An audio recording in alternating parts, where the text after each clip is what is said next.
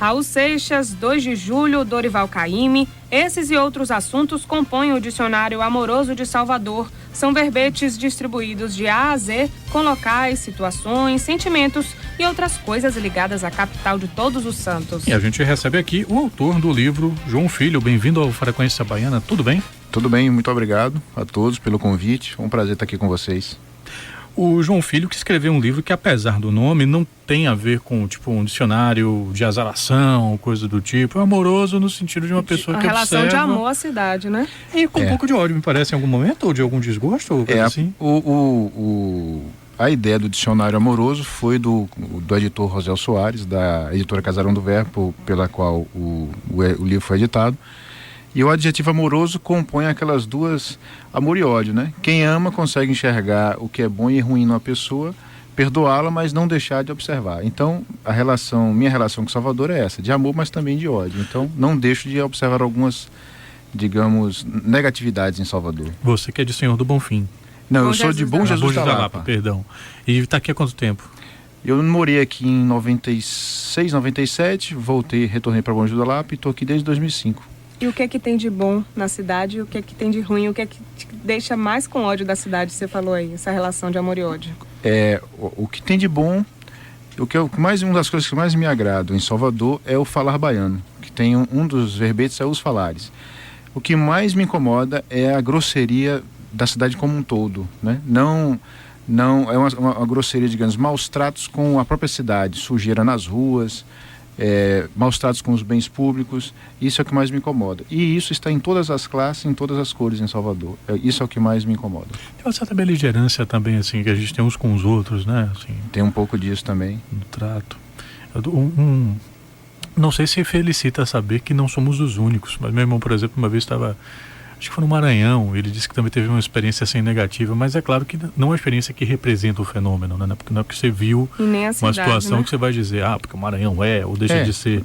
Isso. Mas a gente percebe aqui em Salvador, né? E é do lugar que a gente pode falar, eventualmente a gente percebe algumas recorrências, algumas coisas que mudam um pouco nossa percepção. E como você escreveu um livro sobre isso, João, queria saber, quando você terminou a última página, mudou alguma coisa da maneira como você percebia Salvador em relação quando você começou a digitar lá o seu livro? O amor aumentou, o ódio aumentou? O amor aumentou, o ódio não. Continua, graças a Deus, continua na mesma frequência, né? E sempre abaixando. Assim, eu sempre fui apaixonado por cidades, né? Sempre li, não sou de arquitetura e nada, nem de urbanismo, mas sempre me interessei porque sempre quis situar o que escrevo em cidades. O meu primeiro livro publicado é um livro de contos, né? Quase todo passado, onde eu nasci em Bom Jesus da Lapa, mas sempre com essa perspectiva de observação da cidade. Então, Salvador, foi muito divertido escrever o livro. Eu achei legal, assim, eu comecei eu tive, para fazer o livro, eu tive que reler alguns livros, ler outros, rever lugares, né? E a escolha dos verbetes, eu fiz um amontoado de verbetes, na verdade, fui por exclusão, o que é que ficava, o que não ficava. E isso me fez com que eu olhasse novamente a cidade e refiz o meu olhar também sobre a cidade, né? Acabei, digamos assim, amando um pouco mais a cidade. Ele fala, Renato, do bairro de Brotas, que não é um bairro, para o autor é um país, é isso? Brotas tem todas as suas... Quer dizer, Salvador é singular por natureza. E todo bairro tem a sua singularidade, mas Brotas é um pouco diferente nisso, né? Porque Brotas, na verdade, são 8 subdistritos, segundo os urbanistas. E e já tem suas lendas, né? Depois posso ler um trecho do Brotas, do verbete? Sim, pois não. Ler agora ou posso ler depois? À vontade. Enquanto isso, a gente vai passando aqui para outras informações da Band News FM, porque o assunto só está começando. Então, daqui a pouco você confere o João Filho comentando um pouquinho sobre o bairro de Brotas. Os ouvintes podem participar, Renato. Podem participar, o que amam, o que odeiam em Salvador. E podem dizer, inclusive, sugestões para uma segunda edição, uma versão ampliada que o João Filho venha fazer, o Dicionário Parte 2. A gente está aqui pela Band News FM 99,1. Você pode participar, 72250, coloque BA na frente da mensagem de texto, ou faça isso pelo Twitter, @BandNewsFM_SSA, e tem também o que dispara aqui nos contatos, que é o WhatsApp, 87295248. Aproveite para falar também sobre um verbete muito frequente, adivinha, Maria Lorena Alves? Congestionamento. Um congestionamento. Eu ia falar trânsito, mas pode ser letra C. Congestionamento. Fica um pouco menos óbvio, né? Você pode falar também sobre esse verbete que estará em Pô, tá no livro o trânsito, o congestionamento, coisa assim? Toca em alguns momentos, mas não como verbete. É um tema transversal. Não tem como cabia não num deixar lugar de só. falar, né? Com certeza. 6h14, essa é a Band News FM Bahia, Salvador, e que você está sintonizando no 99,1. 6h14. Band News FM Salvador. Só notícia, só FM.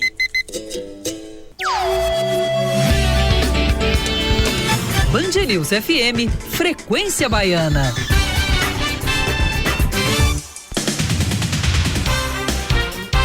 Agora, às 6h17, o Frequência Baiana de hoje recebe o escritor baiano João Filho, que é autor do Dicionário Amoroso de Salvador. A gente estava falando aqui no primeiro bloco que não é só uma relação de amor, é uma relação de amor e ódio sobre a cidade, né? Agora você também começou a falar, João, da sua vida lá em de Brotas e também da... Vamos logo falar de Brotas, porque eu quero saber o que é que ele está falando sobre um dos lugares mais atípicos de Salvador, Brotas, e mais, né, queridos também, porque as pessoas... Se tanta gente fala tanto de Brotas, é porque gosta, né, tal. Ainda que a gente faça umas piadinhas, diz que todo lugar dá em Brotas ou coisa do tipo. Dá, né? Tem isso, toda a ladeira dá em Brotas, né? É impressionante, assim, os caminhos pelos quais você chega. Todos chegam a Brotas. E dizem que Brotas é o único bairro, é o único não, né? Mas é um bairro tão grande que chega a ter bairros dentro de si, né? Matatu, não sei o quê. Os urbanistas dizem que são 8, né? O Acupe, Engenho Velho de Brotas, Matatu, Horto Florestal, Daniel Lisboa, Vila Laura, Cosme de Faria e Campinas de Brotas. Esses são 8 mesmo que eu contei? 8 ou 9, né? Então é imenso, assim, tem suas características, né? Como todo bairro, mas Brotas cresceu na imaginação do soteropolitano, né? Então, assim, eu vou ler uns trechinhos. Brotas, né? Dicionário Amoroso Salvador.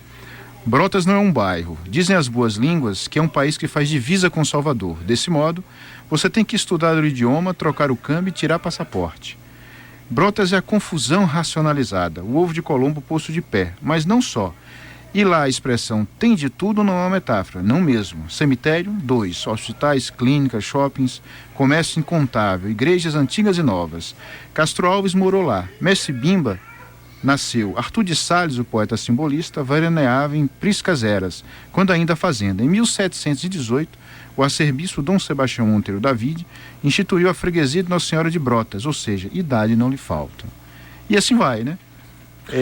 Só que a gente fica falando de vez em quando, porque o meu estado deveria se separar e tal. O Brotas já tem total possibilidade de ter esse tipo de comportamento. Cajazeiras você fala, João? Eu cito apenas, não como bairro, né? Como bairro. Entrou no, que é outro na também lista. Que pode se enquadrar, né? É imenso também, é imenso. Dentro do livro, você comenta, achei curioso, você fez menção ao Camisa de Vênus, a banda liderada pelo Marcelo Nova, que nos anos 80 fez estragos na música, assim, né? Foi muito sucesso e tal. Por que eu colocar a Camisa de Vênus dentro desse livro? Olha só, eu fiz uma lista de vários verbetes. No início, você quer colocar a cidade inteira dentro do livro, que é impossível, né? Se a gente não dar conta de uma pessoa, imagina uma cidade e toda a sua história. Eu não poderia ficar também só no passado, mas tinha que ir para o presente. Eu tinha falado de uma Salvador atual, mas com seu lastro histórico. E aí sim, você vê que eu coloquei Caymmi, coloquei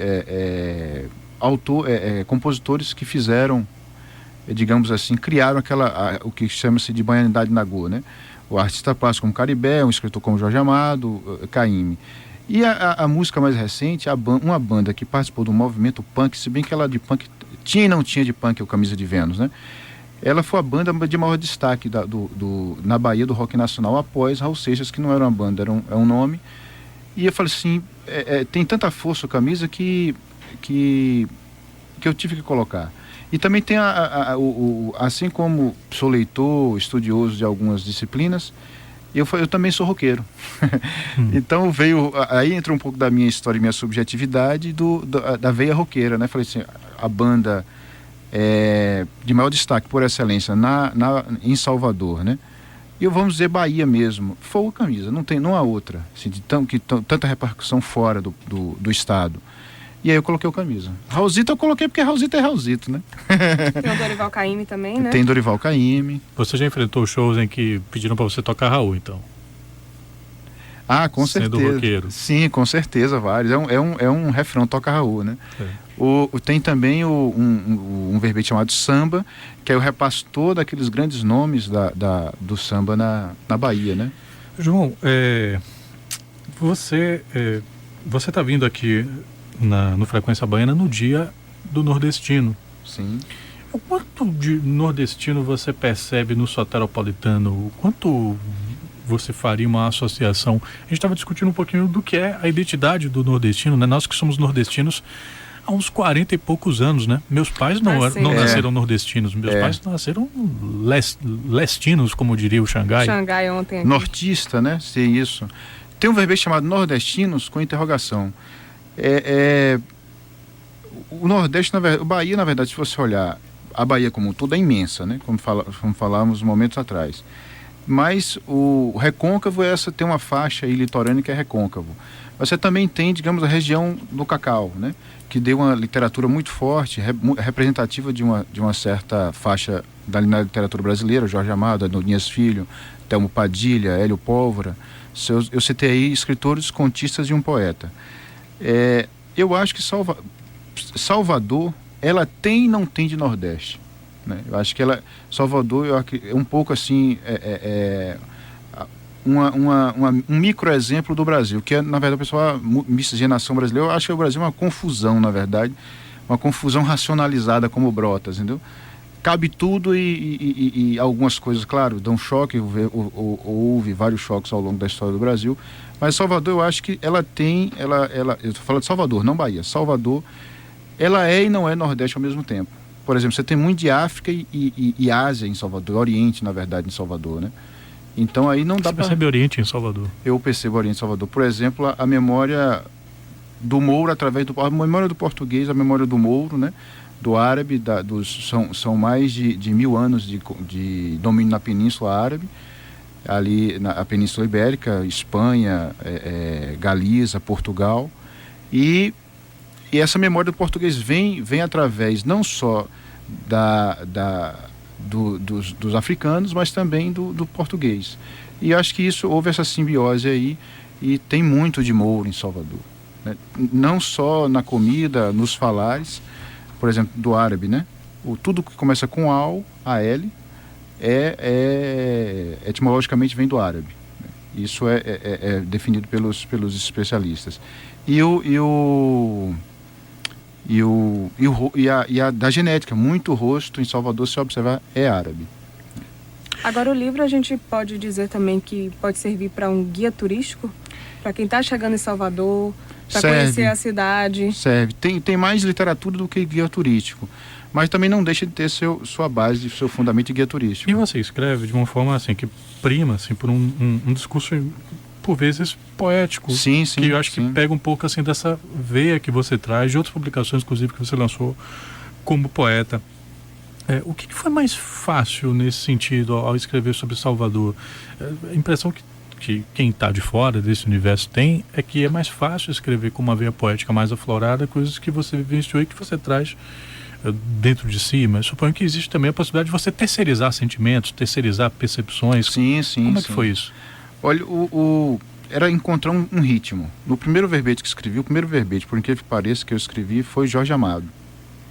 Primeiro sentei, escrevi, mostrei para o editor e falou, não, isso aí está muito meloso, muito açucarado. Eu falei, então tem que mudar. Aí combinamos, eu fui procurando um ritmo e uma forma de percepção em que o autor ficasse atrás das cortinas e a cidade aparecesse.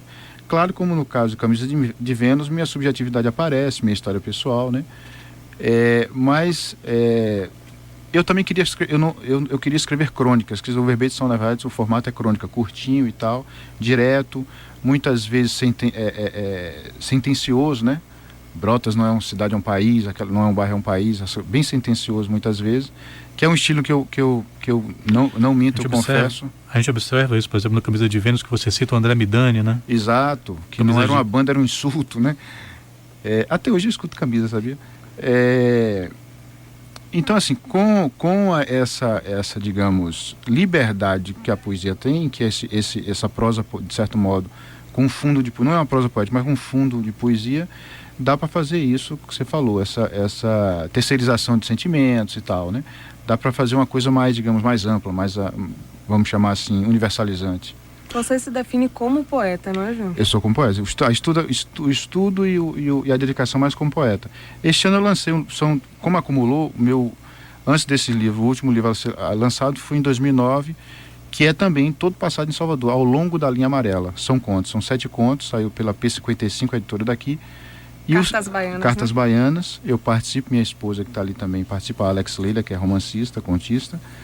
E esse ano, são 5 anos sem publicar o que se chamaria de livro single, né? Eu mesmo assinando um livro. Então eu publiquei também A Dimensão Necessária, que é um livro de poesia por uma editora de Ilhéus, a Mondrongo. Escrever poesias em um livro hoje na verdade, o que eu imaginei foi o seguinte: hoje você pode ter acesso a poesias de um autor, eventualmente, sei lá, numa rede social, num blog, coisas do tipo. Isso me faz pensar, em alguma medida, se o formato livro de poesia foi posto em xeque. Isso aconteceu? Não, de jeito nenhum. Muito pelo contrário. A internet, por exemplo, você tem o tablet, você tem leitores de livros Kindle, se não me engano, é isso? Sim. O Kobo, se também é outro, se não me engano. A plataforma. O e-book, né? O e-book e tal. Esses livros no Brasil ainda são muito incipientes. Por mais que tenham livros perfeitinhos, bonitinhos, por exemplo, saiu uma matéria, fui ler e tal, esqueci o nome do jornalista. Mas ele mostrando que livros, por exemplo, de Lima Barreto, de Machado de Assis, com problemas sérios de adição. Faltando parágrafo quebrado, faltando textos, partes inteiras. Então, ou seja, é muito, muito ruim. O formato livro é tanto que as livrarias não pararam de produzir. Tem cada vez mais editora de impresso no Brasil. E o formato livro, ele traz por baixo, de forma prática, ele traz uma certa segurança de revisão, de SBN, entendeu? Tudo isso. É claro que também... SBN. Esse registro na Biblioteca Nacional, né? Entendi. É isso mesmo. E ISBN. É aquele registrozinho, quer dizer, o livro existe, está lá. Claro que os e-books também existem isso. Mas a produção de livro em papel é ainda intensa. É como aquela questão do CD, quando surgiu o CD, o vinil acabou e tal. E hoje eu estou vendo cada vez matéria, o pessoal dos independentes, principalmente, investindo muito a vinil. Né? Então, assim, tem muita lenda nisso, né? É como na época que surge o rádio, acabou, o jornal acabaria, a televisão, né? Surge a televisão, o jornal impresso acabou. E o rádio ia também diminuir. E o soteropolitano, sabia que o soteropolitano lê muito jornal impresso? Lê muito mesmo, compra. E não tem nada melhor do que você pegar um livro, sentar, ler, outra coisa, né? Milo Fernandes é uma coisa. Eu não sou contra, muito pelo contrário. Adoro, tem tablet em casa, leio livros inteiros no tablet. E tem uma biblioteca com mais de 3.000 títulos em casa também. Então, assim, eu acho que você tem um tablet que você pode botar num tablet sozinho, 500 livros, é um negócio maravilhoso, né? Procuro conseguir utilizar milhões de recursos ali, só que o Milo Fernandes dizia que livro não enguiça. Então tem isso, né? Eu acho que ele escreveu assim, né, que descobriu uma tecnologia, não sei se foi exatamente assim, descobriu uma tecnologia maravilhosa, não gasta bateria, não precisa recarregar, compacto, etc. Quando você vai ver, livro. Um livro. O livro é aquela coisa, quando surge a imprensa com Gutenberg, né? Eu acho que, conversando com um grande amigo meu, o senhor Pedro Fraga, ele fez muito livro em Salvador, produziu muitos livros. Houve uma mudança drástica entre o manuscrito e a impressão. Isso é um divisor de águas na humanidade, na história da humanidade. Ainda não aconteceu esse outro divisor de águas. Então o tablet, qualquer que seja o suporte, continua ainda livro. Só é digital, mas continua livro, entendeu? Então esse divisor ainda, esse novo suporte não apareceu. João, a gente está falando aqui, né, da importância da leitura. Tá vindo o Dia das Crianças aí agora, domingo. Você teve incentivo em casa do seu pai para a leitura, né? Como é que você vê hoje? Não tive. Da sua família? Não tive em casa. Assim, meu pai tem a 4ª série primária, aquele um livro por ano, né? Ele era realmente, nasceu na roça, meus pais, mãe e meu pai nasceram na roça. E minha mãe só teve acesso muito depois à escola, meu pai teve antes, mas aquele um livro por ano. Mas ele sempre gostou de ler, e até hoje lê. Ele sempre me pede um livro, eu já sei que livro é e mando para ele.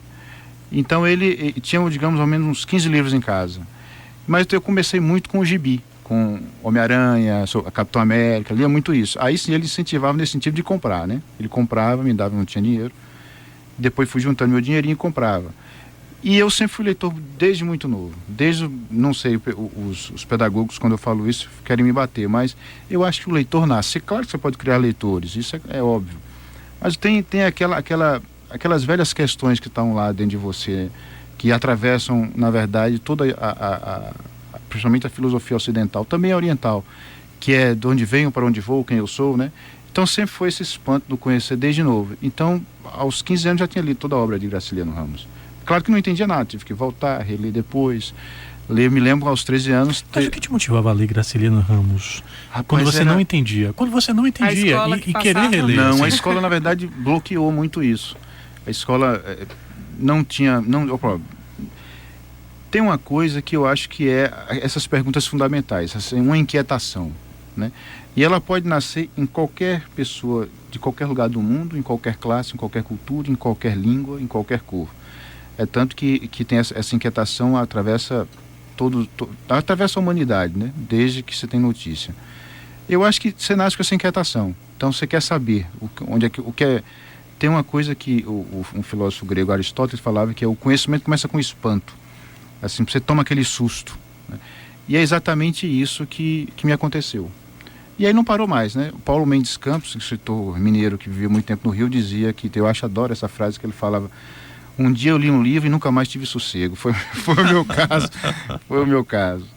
Bom, falando aqui sobre coisas que travam e coisas do tipo, vou pedir desculpas para os ouvintes que entraram em contato pelo WhatsApp, mas o programa acabou não, já deu um tempinho, eu estou tentando ressuscitá-lo, não consegui ressuscitar aqui o programa do WhatsApp, só consigo me lembrar aqui de um ouvinte que mandou, ele sempre escreve aqui pra gente, ele falou que ele pegou a paralela congestionada, né? Não sei a essa altura se ainda está assim, mas que ele falava que, apesar disso, ele ama, falando de coisas que ele ama na cidade, a Bahia de Todos os Santos. Você, ouvinte, que quiser participar também, fique à vontade. Você que mandou uma mensagem que agora eu não vou conseguir ler porque o programa está travando, você fica à vontade para mandar pelo Twitter, por exemplo, @BandNewsFM_SSA. 6h34.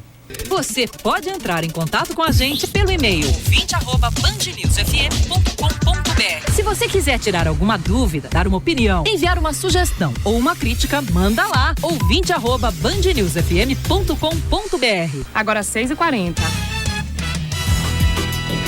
6h40. A gente segue aqui nesse bate-papo com o autor do livro Dicionário Amoroso de Salvador, João Filho, que está aqui com a gente. Deixa eu só dar uma olhada aqui. A capa é o Elevador Lacerda. Por que o Elevador Lacerda? São ilustrações, como eu disse no início, é uma ideia do editor Rosel Soares. A editora é de São Paulo.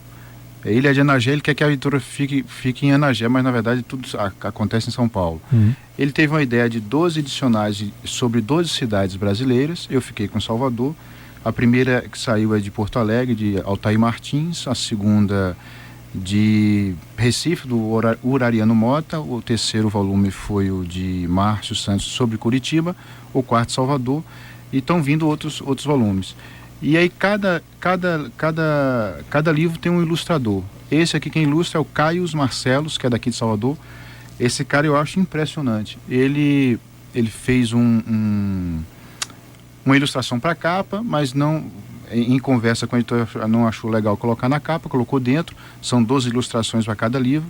E preferiu colocar o elevador na capa. Só que ele faz do elevador como um cenário, né? A cortina se abrindo, como se fosse um palco de teatro se abrindo.